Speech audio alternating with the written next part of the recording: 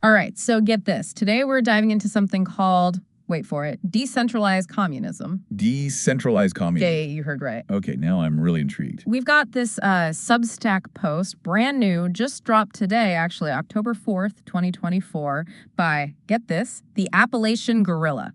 Okay, the Appalachian Guerrilla? I like it already. What's the angle here? So they're making this, well, kind of wild claim that there are some serious parallels between, get this, American corporate culture and communist states. Whoa, that's a bold one. Yeah. Anytime you see communism thrown around these days, it's like, gotta hit the brakes and really unpack what they're actually saying, right? Right. It's easy to get caught up in the, the baggage that comes with that word. But let's try to keep an open mind here. What do you say?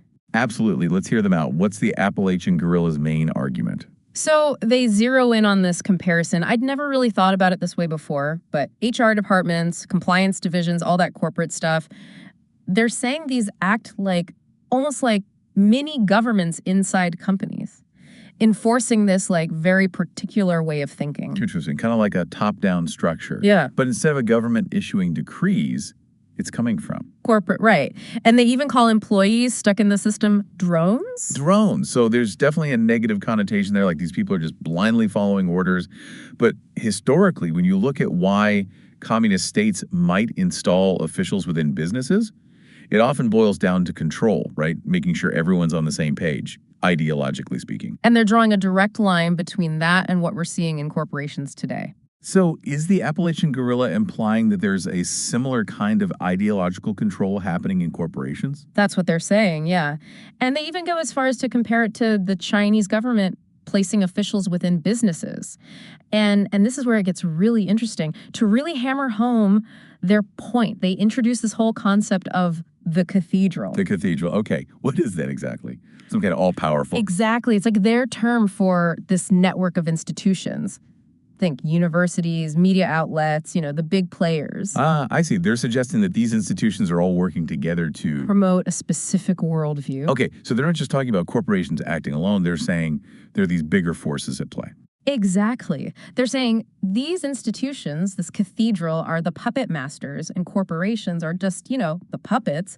And guess who's making sure the puppet spans? HR and compliance. Pulling the strings. Yeah, that's a good way to put it.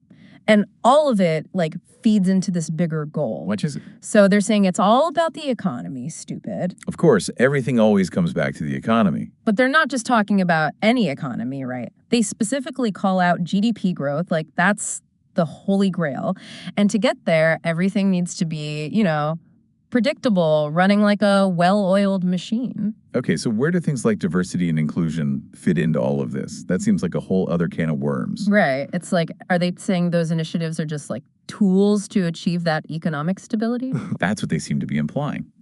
They argue that a lot of companies adopt these initiatives not because they genuinely care, but because they're afraid of lawsuits, bad PR, all that jazz. Makes you wonder, are they onto something there? It's certainly a cynical way to look at it, but it makes you think, right? Exactly. And here's the real kicker. The Appalachian Guerrilla actually links this to the rise in people identifying as transgender or non-binary. Wait, what? How do they even connect those dots? So bear with me here because it's a bit out there. They're basically arguing that this whole system pushes for a certain kind of androgynous workplace. Androgynous? Yeah, minimizing differences between genders.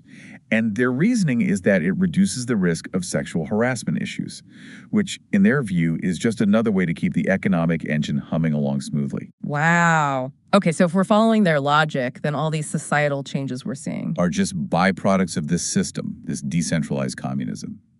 It's a pretty bold claim, to say the least. So, if this whole decentralized communism thing is the new reality, what can we even do about it? Are we, stuck? Well, the Appalachian Guerrilla definitely has some thoughts on that. And get this, their solution is to, ready for it, stop shopping at big corporations. Just like that? Yep. They're all about supporting local businesses, keeping it small. They see it as this active resistance against this whole system. Huh. So every time I buy a coffee at the corner store, instead of the mega chain, I'm fighting the system. That's the idea, yeah. Like a little David versus Goliath situation, except instead of a slingshot, it's your wallet. Interesting. But realistically, is that really enough? I mean, I love a good latte from the local place, but is it really gonna bring down the whole cathedral?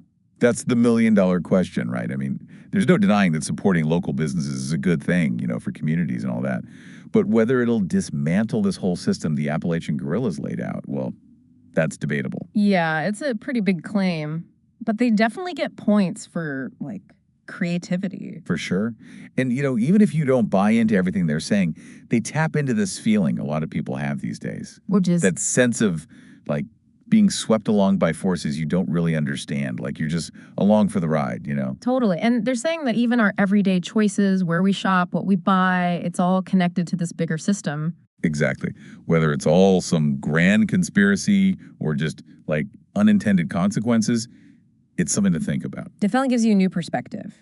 So to sum it all up, we've gone deep into this whole decentralized communism thing, HR, the cathedral, even gender identity. It's been a wild ride. Wild is right. Yeah. But I think the most important thing to remember is that this is just one perspective, right? The Appalachian guerrillas' perspective. It's up to each of us to decide what we make of it. Totally. Do you see these parallels in your own life? Does any of this change how you view the world? Those are the questions to be asking yourselves, folks.